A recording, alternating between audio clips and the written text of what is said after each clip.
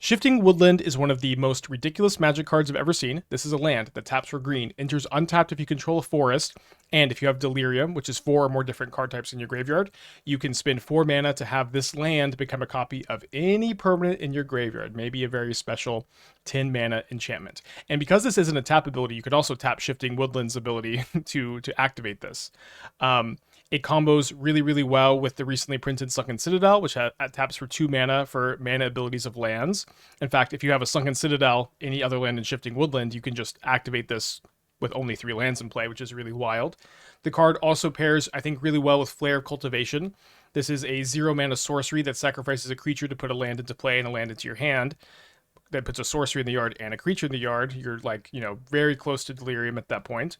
The Surveil lands, I think, are also going to play really well Shifting Woodland, both putting good cards to copy in your graveyard and also just helping you set up your combo, dig for Woodland, find Delirium. And I think that the level 0 number one thing you're going to want to do with this card is try to turn this land into an Omniscience. I've spent a long time trying to figure out a way to cheat Omniscience into play. This is a strategy that is kind of popular in Timeless with Show and Tell, Legacy with Show and Tell, but in Modern there hasn't really been a good way to do this. The closest is like Resurgent Belief, which is not quite good enough. But this card is what's ridiculous about this card is that it is a land. It is not a spell, which means that you cannot discard it with Grief or Thoughtseize. You cannot counterspell it. It is just going to happen unless your opponent has main deck graveyard hate or main deck land hate. Normal modern interaction, which is discard spells, counter spells, creature removal spells, just don't care about this, which is just truly wild and kind of a game changing card. Obviously, post sideboard, you can have answers for mana for like broken lands. A lot of the time, you're going to have graveyard hate too, so it is very possible you're going to be able to hate out this strategy kind of easily, but that doesn't mean your opponent can't pivot around your hate post board. This is a really powerful effect. This I just kind of can't overstate how crazy it is to have such a powerful spell on a land like this. I don't think we've ever seen any like spell type effect on a land to this degree, a land that can enter untapped especially. It's pretty wild. Obviously, I think you're going to try to find some Omniscience builds, but I also think this could be a good card in Yawgmoth. Just trying to copy a Yawgmoth from the yard seems really strong. It's also really good to copy the One Ring with Shifting Woodland, where you can turn it into a ring, tap it, get a burden counter, draw a card. Then next turn you can do it again and tap and draw 2. This is pretty mana intensive, which is a big problem, of course, but it's kind of a nice late game mana sink. And what's really nice is if you're copying the ring every turn, you aren't losing any life because you don't have to have that upkeep burden counter damage, which is kind of an interesting way to get around that. Also, the ring is an artifact, which matters for card types for Delirium, and also the ring is really good to try to ramp into Flare of Cultivation. So it really seems like you're going to be playing kind of a lot of these cards together at the same time. I think that this is one of the highest potential cards seen in Image 3 so far. It is a card that has a lot of answers to it. Again, between graveyard hates and land hates. Not a card that I think is going to be like just Hogak levels of oppressive, but I think this card is super strong and super resilient, and also it's also very fast because of Sunken Citadel and the other good graveyard enablers in the format. You can also just like unmarked grave for Omniscience, and that's a sorcery and enchantment in the yard. I just could go on and on. Oh, also it's like this ability doesn't exile the card in the graveyard, which really surprises me. I feel like usually like these kind of copy from the graveyard abilities exile. This just doesn't do that. I don't know. I just kind of can't rant enough about this card. I'm sure I'll be playing a lot on stream when it comes out. I have it right now, number 2 in S tier. I think this card is really impressive to me at the moment, and I am exciting and kind of dreading brewing with it. One big problem that I think Modern Horizons 2 had was that it printed 2 really good red 1-drops, Ragavan and Dragarage's Channeler. It also printed Esper Sentinel, which was really good, but there just really wasn't a 1-mana creature that was on the level of Ragavan and Dragarage's Channeler. And I think Modern Horizons 3 is trying to fix that because, previously if you're building these like mid-range decks, you really just kind of have to be in red for like the 1-drops because the 1-drops are so good. It's so great to have a nice, proactive, powerful 1-drop. And I think they're trying to give that to the other colors. So we've seen like black get Necrogoyf. We've seen green get Grist. That card's really good. We've seen blue get Tomio. I like that card a lot. And here in white, we have Guide of Souls. I think this card is really good, but of course, it isn't like generically good like Ragavan is. It really requires you to be in like a very go wide, fast strategy. Thankfully, I've been working on that kind of strategy a lot lately, playing Collector's Cage / Windbrisk Heights in this like mono white hideaway deck. The idea here is that you're going to use Windbrisk Heights or Collector's Cage to imprint something big, ideally an Emrakul or an Amaria's Call, and then you're going to flood the board with creatures using Midnight Ornithopter, Resolute Reinforcements, Martyr Soul, Halo Hopper, all these cheap 0-mana creatures to overwhelm your opponent's removal so that you meet the restriction of having 3 creatures in play to cast for really cheap. And Guide of Souls fits in the shell, I think, just so perfectly, which is really cool. It has 2 toughness, so it doesn't die to Wrenn and 6 or Orcish Bowmasters. And whenever another creature enters the battlefield under your control, you gain a life. Awesome. Get an energy. Awesome. And then whenever you attack, you can pay 3 energy. And if you do, you put 2+1 counters on it, and that creature becomes a flyer and an angel.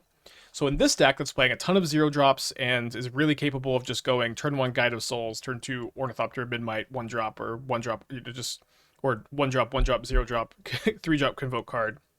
It's going to be very easy for you to play this on turn 1, have it survive because it has 2 toughness a good chunk of the time. Then you're just going to attack and turn this into a 1-mana, 3/4 flyer that is going to continue to grow stuff as you go. So I think it's going to give this kind of deck a really, really good plan B. I think this card is really powerful, really proactive, and it is just like definitely going to make the cut in these kind of decks. Also, this Collector's Cage deck is getting a lot of other upgrades between the White Flare, the new Ajani. I think the new Dog is really nice to like reset your Collector's Cages and like get rid of opponents' blockers and stuff. There's been some good sideboard cards. Like this deck I think is going to be potentially pretty good post MH3. So I've got Guide of Souls really towards the top of B tier. It's also where I have like Necrogoyf, Ajani. Just like these are all like really strong, solid cards, but usually these are cards that kind of go in more synergistic decks. They kind of like go into decks rather than make decks is kind of what I'm thinking about B tier. Speaking of going in decks, I think Sowing Microspawn is going to give a lot of direction to the Eldrazi archetype. It's pretty clear that Wizards wants Eldrazi to come back in a big way with the combination of the printing of Ugin's Labyrinth and a lot of Eldrazi in this set. And I think Sowing Microspawn is one of the best Eldrazi, if not just the best one we've seen. It is a 4-mana 3/3, although I tend to like to think of Eldrazi as if they had just one generic mana off their casting cost, since you're usually going to cast them off of Eldrazi Temple or Ugin's Labyrinth. But when you cast a spell, you can search your library for any land card and put it onto the battlefield untapped and then shuffle. What's wild about this is that even if you counter Sowing Microspawn, you still get the land into play. You could put Eldrazi Temple into play. You could put Ugin's Labyrinth into play, although you're usually going to want to put Temple into play instead, I think. You can get Urza Saga into play. You can get any land that's legal in Modern. And then that if that was all the text on this card would be Modern playable easy. This card, if you could also just kick it for 2 mana, and if you do that, you can exile one of your opponent's lands. This card is really, really wild. You can find it off Ancient Stirrings. Ancient Stirrings is going to be a really good card to play these decks anyways.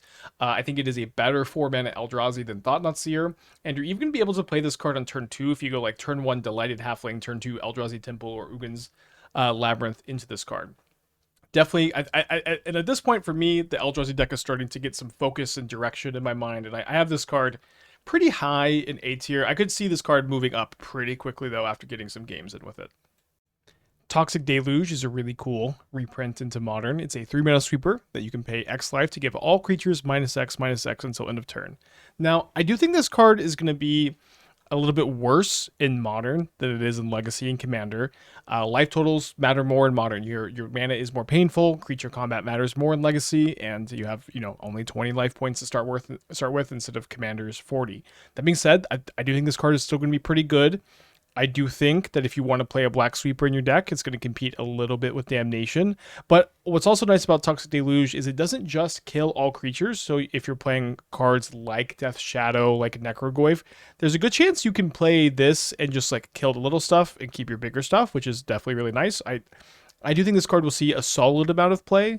And I think kind of a comparable amount of play to the amount of play Damnation currently sees, which isn't a ton, but is still a pretty good Modern card. I've got it kind of like at the bottom of B tier right now, because at the end of the day, just like, despite it being a pretty good card, it's a black sweeper. We have black sweepers. It's a little bit different, but it just isn't going to be like a really revitalizing thing in Modern. Galvanic Discharge is going to be the best 1 mana red removal spell in Modern, which is wild to say.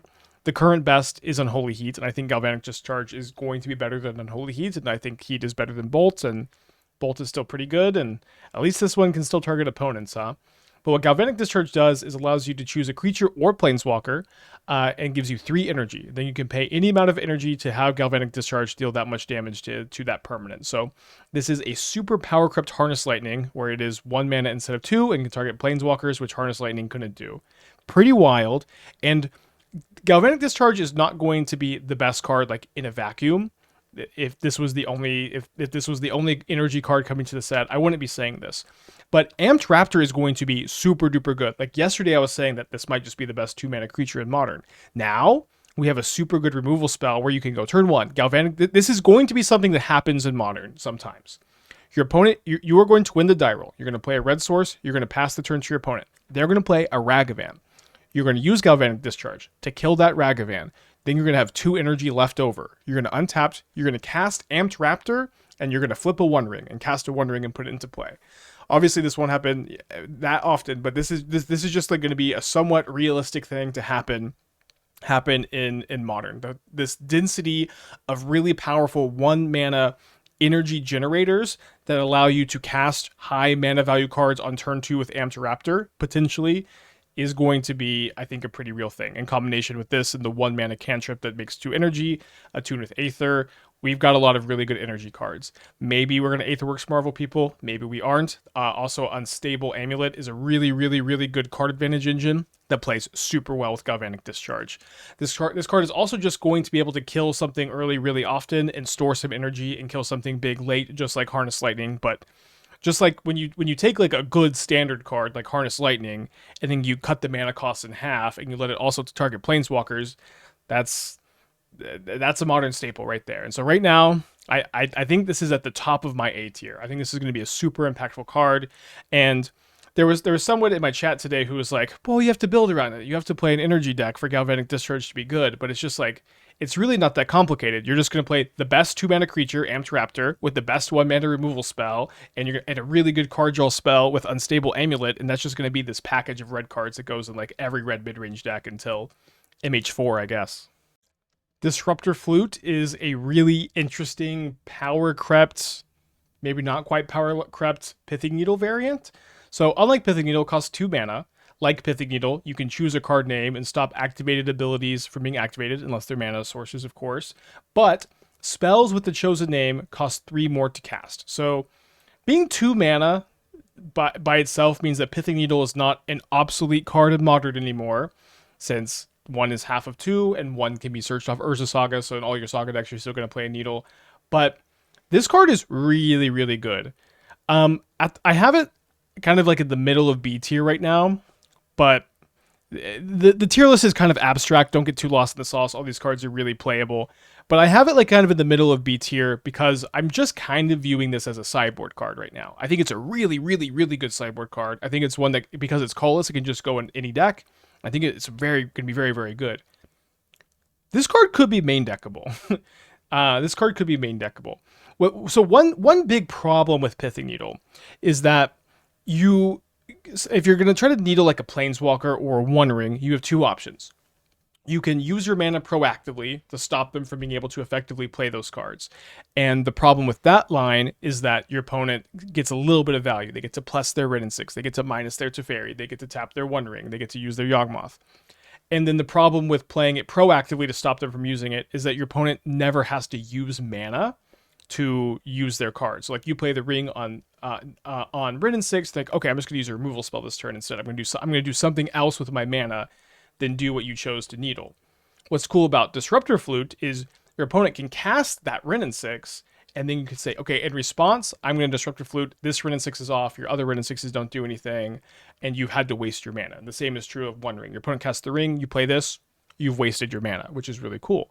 And then also, the spells with chosen name cost 3 more, like this kind of like pseudo meddling mage ability. This is like mana leak mage is also really, really nice against Cascade decks.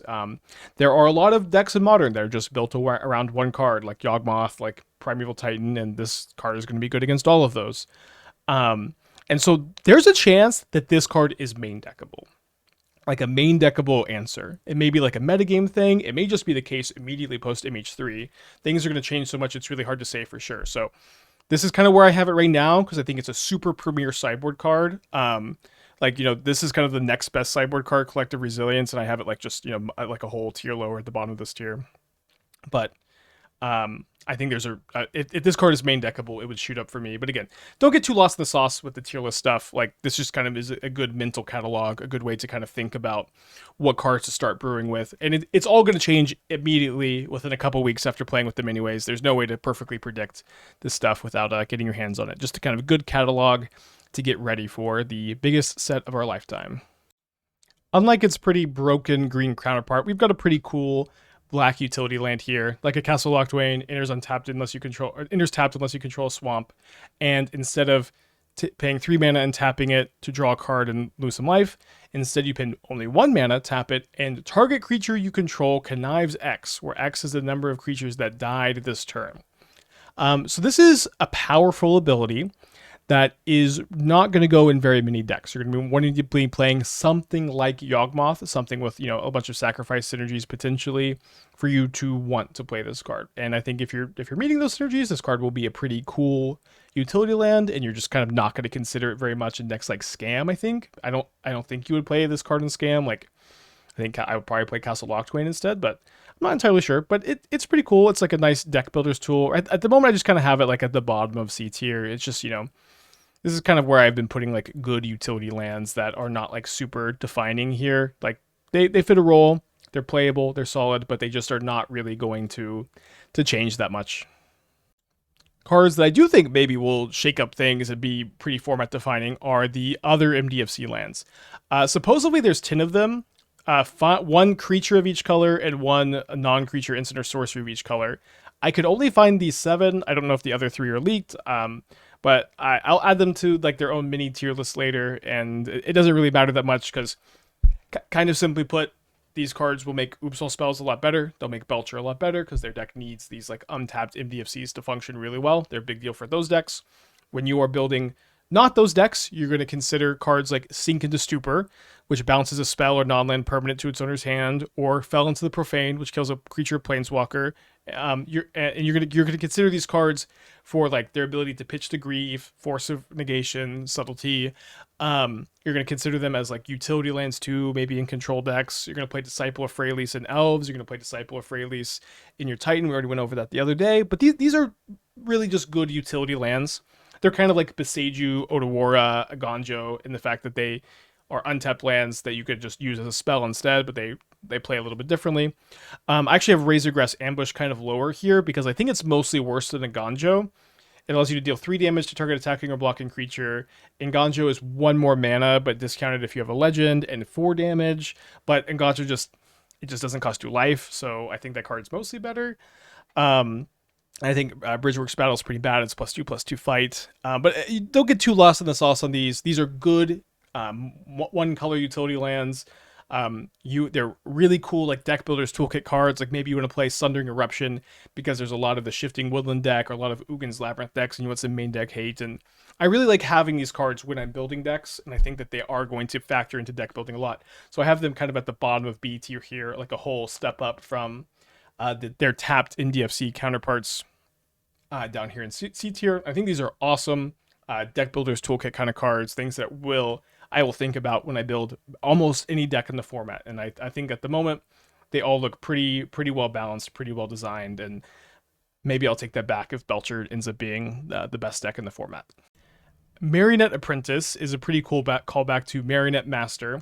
It's a 2 mana 1/2 that fabricates 1, so you can either put a counter on it or put a 1/1 artifact token into play. And whenever another creature or artifact is put into the graveyard from the battlefield, each opponent loses a life.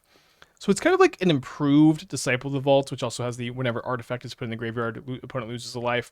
Obviously, this is an extra mana, which is a pretty big cost, but having 2 toughness in Modern matters a lot, and coming with a little bit of extra value also matters a lot. So I have basically never, with like maybe 1 or 2 exceptions, wanted to put Disciple of Vault in my deck, but this card is a lot better, and I could definitely see playing this as like a win condition in some artifact-based combos going forward. That being said, I do think this card will mostly be outshined by the new Sorin, which has the ability to like win the game if you're like really going off in a food-based deck, which is kind of like the main place you would probably play this. But keep this card in your mind; it may show up every once in a while. I've got it like kind of lower in D tier here, which is kind of more like like usually like this part of D tier is what I'm thinking is like mediocre cards that go in kind of bad decks, which is like the Servant and some other cards we'll talk about today.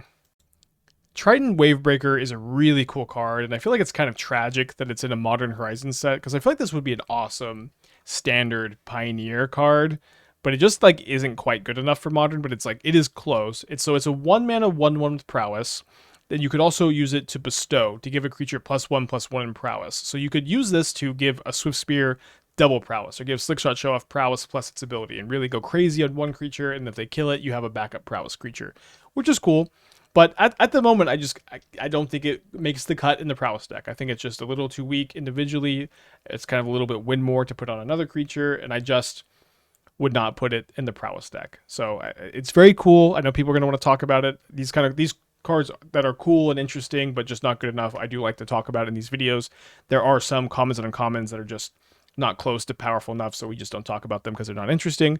But I've got this card kind of at the top of F tier because it's not. It is close, but it's just not close enough to actually make the cut, in my opinion. There are a lot of creatures with prowess, and you only get to play like 4 or 5 of them in your deck.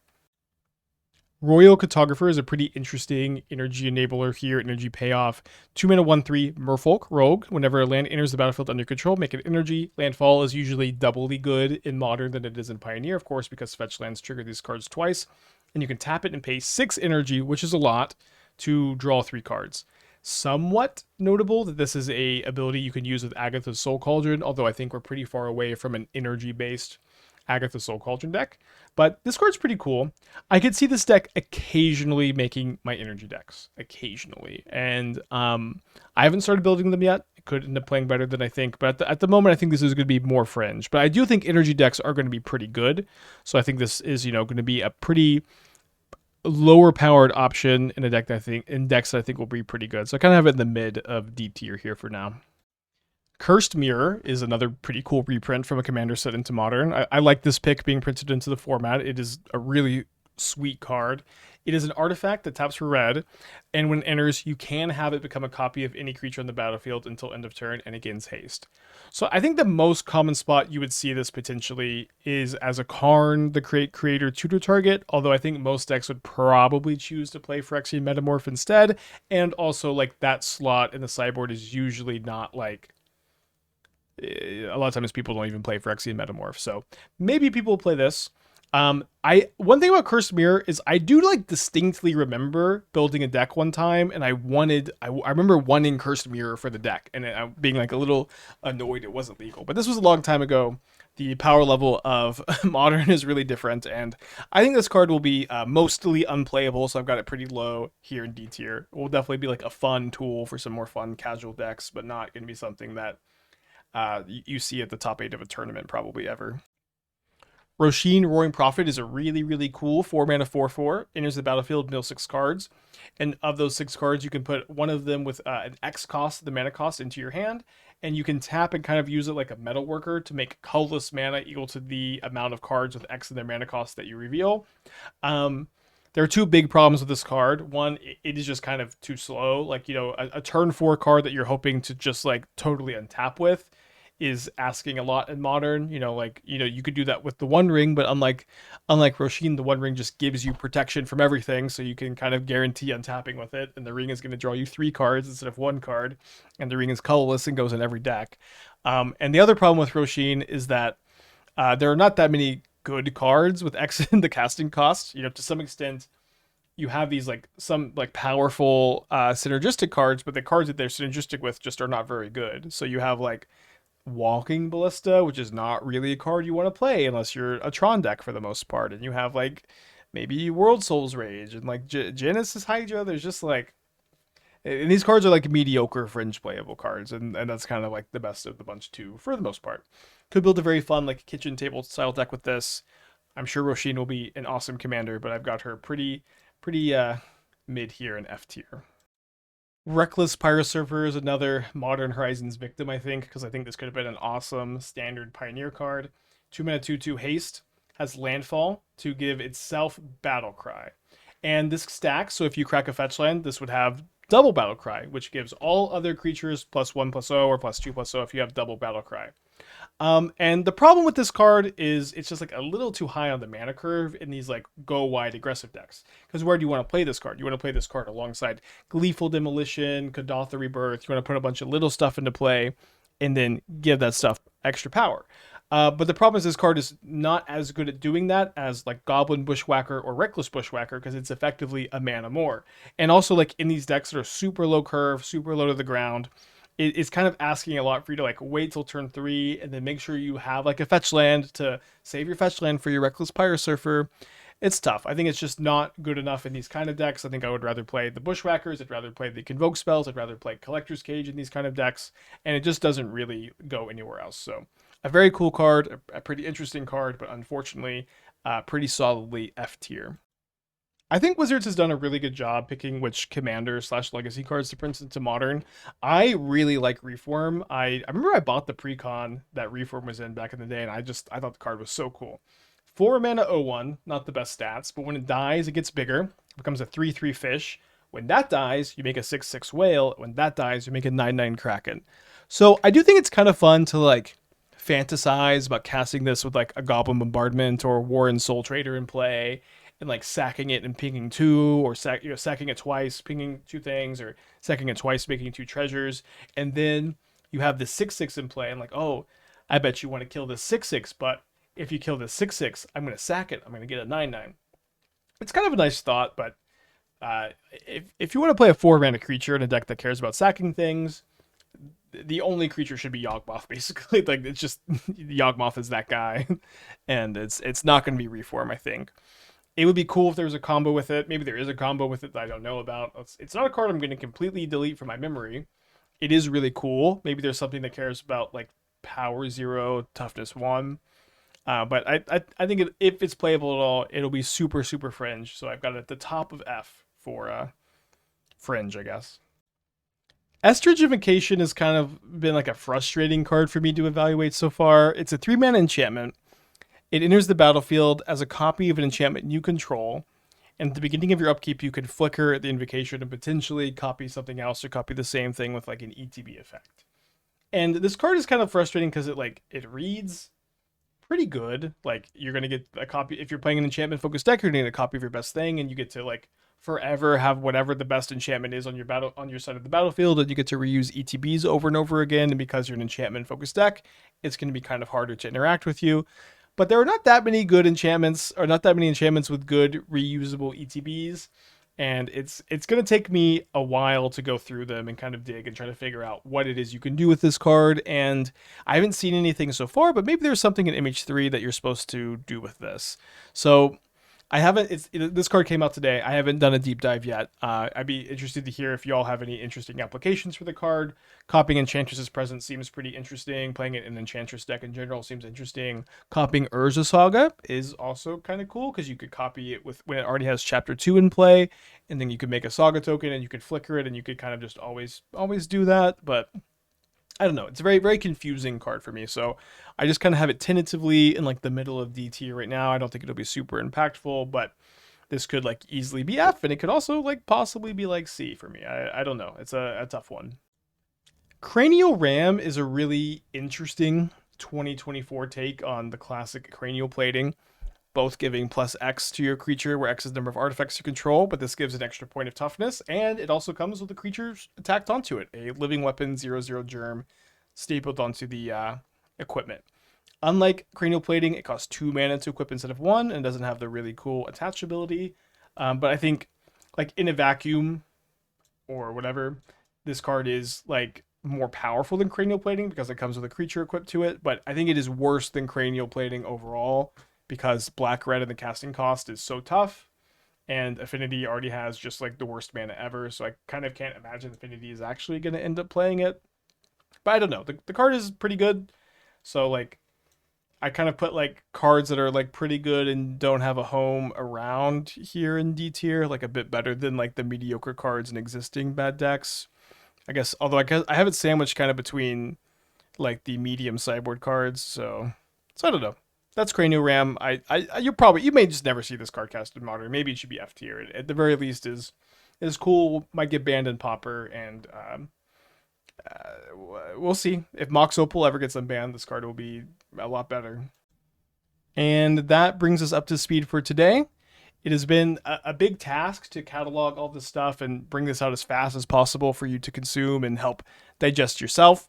I hope that this format has been helpful. I think that it'll at least be helpful for me going forward building decks. Any feedback you have on this format, I would love to hear and appreciate. And I will see y'all on stream tomorrow. And goodbye.